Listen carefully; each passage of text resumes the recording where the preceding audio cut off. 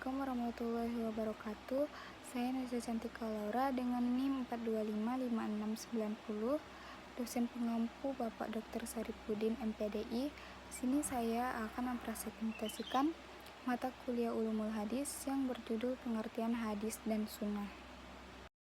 Pengertian hadis dan sunnah. Pengertian hadis.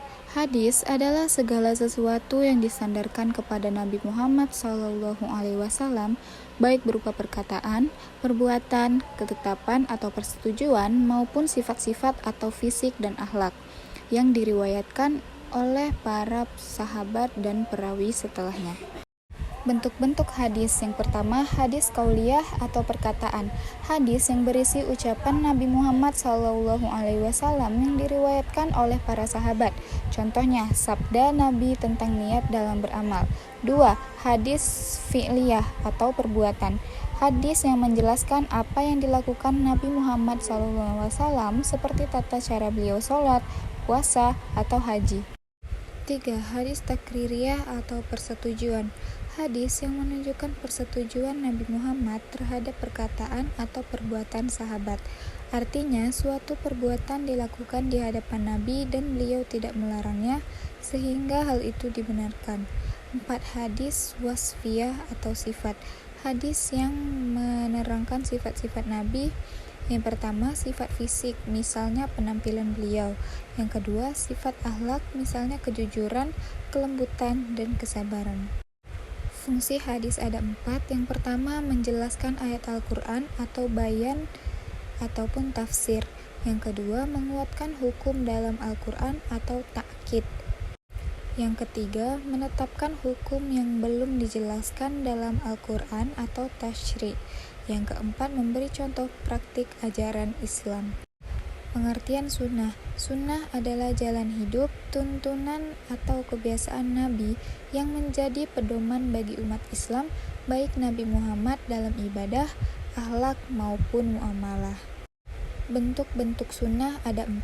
Yang pertama, sunnah qauliyah atau perkataan. Yang kedua, sunnah fi'liyah atau perbuatan. Yang ketiga, sunnah takririyah atau persetujuan. Yang keempat, sunnah hamiyah atau keinginan ataupun niat. Fungsi sunnah ada 5. Yang pertama, menjelaskan isi Al-Quran. Yang kedua, menguatkan hukum dalam Al-Quran. Yang ketiga, menetapkan hukum baru.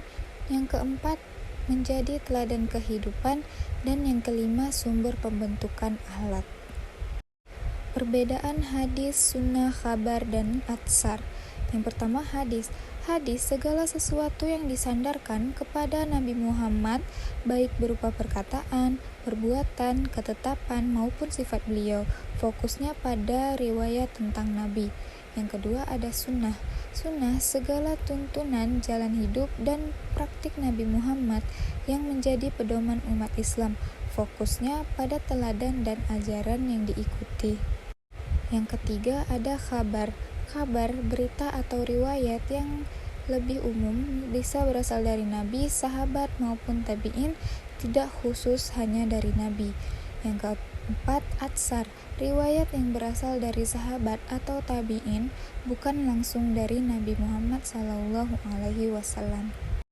Kesimpulan, hadis dan sunnah adalah pedoman penting bagi umat Islam setelah Al-Quran. Hadis berisi cerita atau riwayat tentang apa yang pernah diucapkan, dilakukan, disetujui, dan bagaimana sifat Nabi Muhammad SAW. Dari hadis itulah umat Islam mengetahui dan meneladani sunnah, yaitu jalan hidup dan contoh nyata dari Rasulullah dalam berbagai aspek kehidupan. Bentuk-bentuk hadis dan sunnah bisa berupa perkataan, perbuatan, persetujuan, maupun gambaran tentang kepribadian Nabi. Semua itu membantu umat Islam memahami bagaimana ajaran Islam dipraktikkan secara langsung. Sementara itu, kabar memiliki arti yang lebih luas karena mencakup semua berita, baik dari Nabi, sahabat, maupun tabi'in. Adapun atsar biasanya merujuk pada riwayat yang berasal dari sahabat dan tabi'in.